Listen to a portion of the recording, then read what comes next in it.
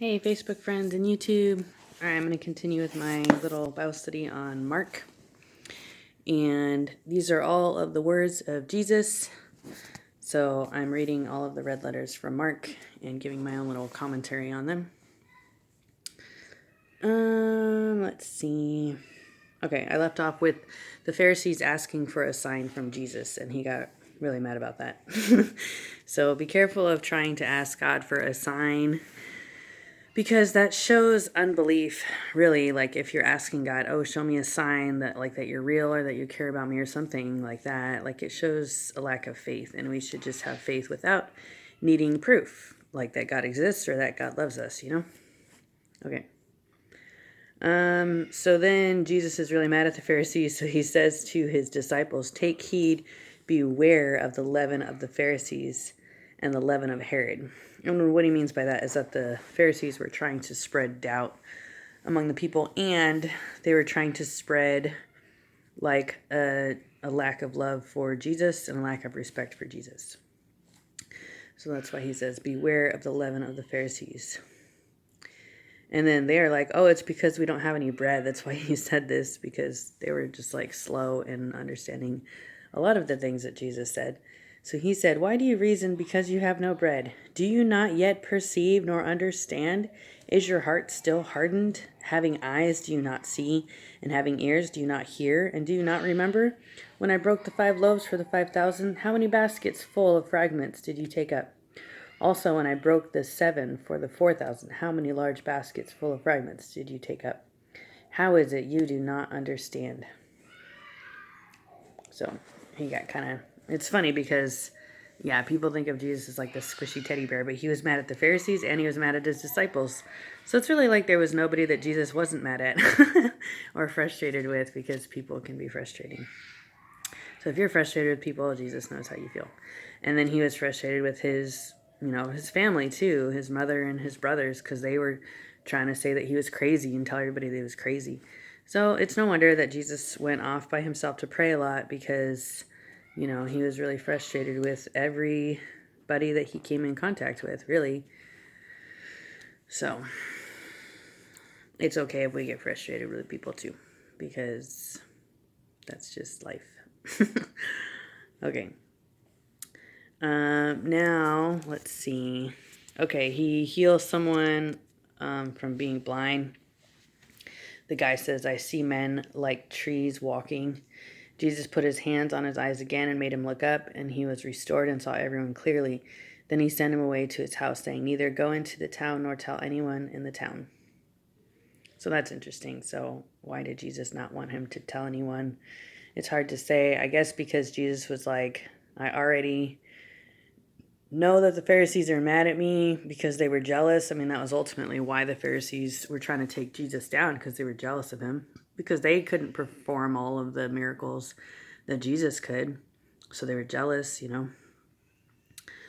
Okay, and then Jesus says to his disciples, who do men say that I am? And they said, John the Baptist. Some say Elijah, and others say one of the prophets.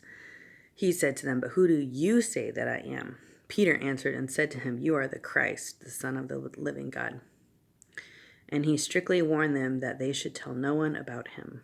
So that's interesting. Why did he say that? I don't know. I guess because he didn't want more attention than he was already getting. Obviously, if you feed like thousands of people, it's going to bring on a lot of attention.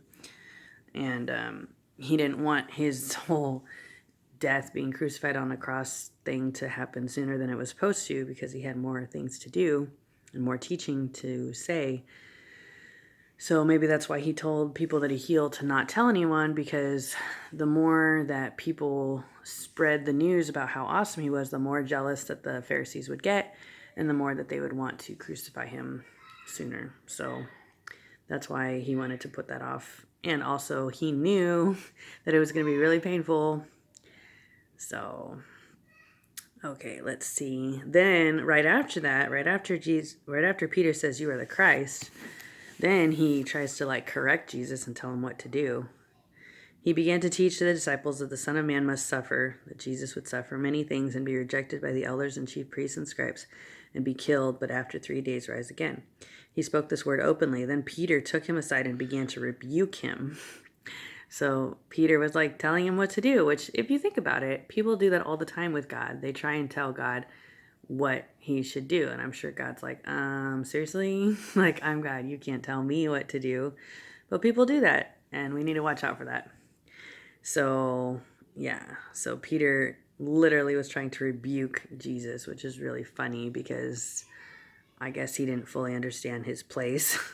But he said, okay, so Peter was trying to rebuke Jesus. And then it says, but when he had turned around and looked at his disciples, he rebuked Peter, saying, get behind me, Satan, for you are not mindful of the things of God, but the things of men. Yeah. So the reason why Peter was upset was because he thought that Jesus was Jesus coming in his second coming, and that he would be glorified, and that there wouldn't be any suffering, and that they thought that they would all get to rise to the top and be like ruling the world with Jesus, which will happen in Jesus' second coming.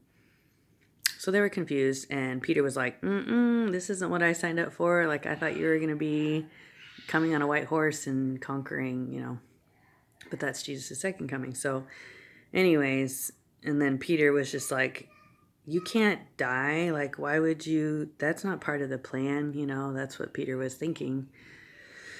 So anyways, but the lesson in that is we can't try and tell God how he should do things, and if we do, then Satan is behind that, because Jesus said, get behind me, Satan. Okay, and then Jesus said, whoever desires to come after me, let him deny himself and take up his cross and follow me. For whoever desires to save his life will lose it, but whoever loses his life for my sake and the gospel's will save it. For what will it profit a man if he gains the whole world and loses his own soul? Or what will a man give in exchange for his soul? For whoever is ashamed of me and my words in this adulterous and sinful generation, of him the Son of Man will also be ashamed when he comes in the glory of his Father with the holy angels.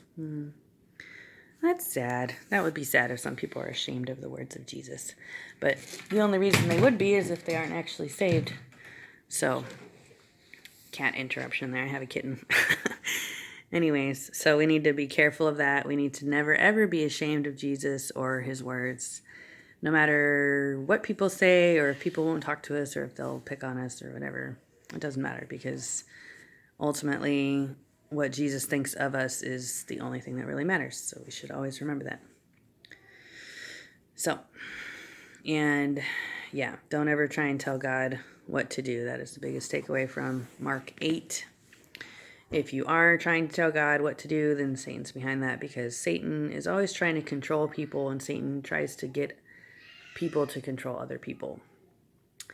So, yeah, I mean, I've always known that really, like, that's what witchcraft is like trying to control people. And some people do it with, like, black magic, and other people do it with, like, manipulation or anger or, different kinds of things. So we need to be careful of that for sure. Like, if you're trying to control other people, there might be demons behind that, and you need to not do that. Just let people be free and do what they want to do. For the most part, I mean, it's okay sometimes to rebuke people or, try and... But you need to pray about it first. If you think that someone needs a rebuke, you probably should pray about it before just, like, going off on them. So, anyways, I know that can be tricky, though. If someone's making you mad, you really just want to, retaliate. But anyways, may God bless you all. I pray that helped you, and I hope you learned something from that. And I pray that you will all go and read Mark now, because obviously that's the best use of our time, is reading the Bible and praying. So, and you might think that you don't have time, but you do, because you have time to watch lots of TV or look at your phone for 6 hours a day. But you should be looking at the Word, or at least praying for 6 hours a day instead of all the other random crap that we do. All right, may God bless you all. Have a great day.